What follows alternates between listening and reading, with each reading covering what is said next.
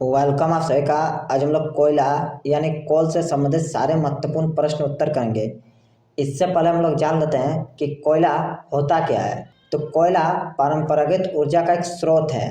यह आपका अनवीकरणीय यानी नॉन रिन्यूएबल ऊर्जा का स्रोत है।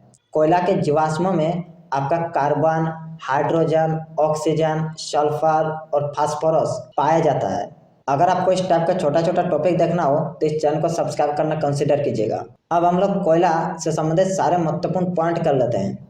फर्स्ट पॉइंट है कि कोयला परंपरागत ऊर्जा का एक स्रोत है। इसका उपयोग होने के पश्चात रिन्यूएबल नहीं किया जा सकता है। इसका एक बार उपयोग हो जाता है तो इसे दोबारा वापस नहीं लाया जा सकता है। यह एक अनवीकरणीय यानी नॉन रिन्यूएबल ऊर्जा का स्रोत है। यह मुख्य रूप से वनस्पतियों और कार्बनिक अवशेष होता है। यह हाइड्रोकार्बन से बना होता है। इसकी प्रकृति ठोस होता है।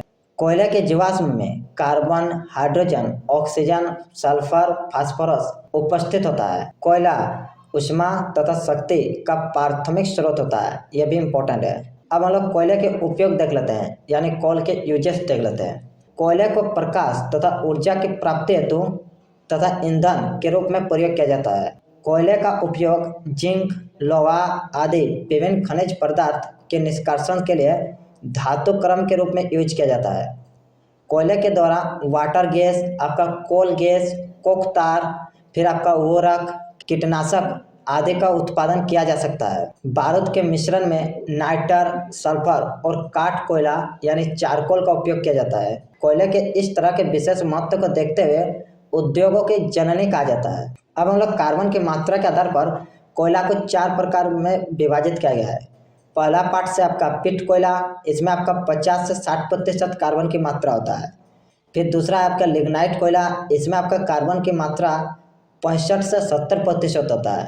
तीसरा है आपका बिटुमिनस कोयला, इसमें कार्बन की मात्रा आपका 70 से 85% होता है। और अंतिम और सबसे अच्छा कोयला माना जाता है एंथ्रासाइट कोयला को, इसमें आपका 85% से अधिक कार्बन की मात्रा होता है। राख इसमें बहुत कम बनता है।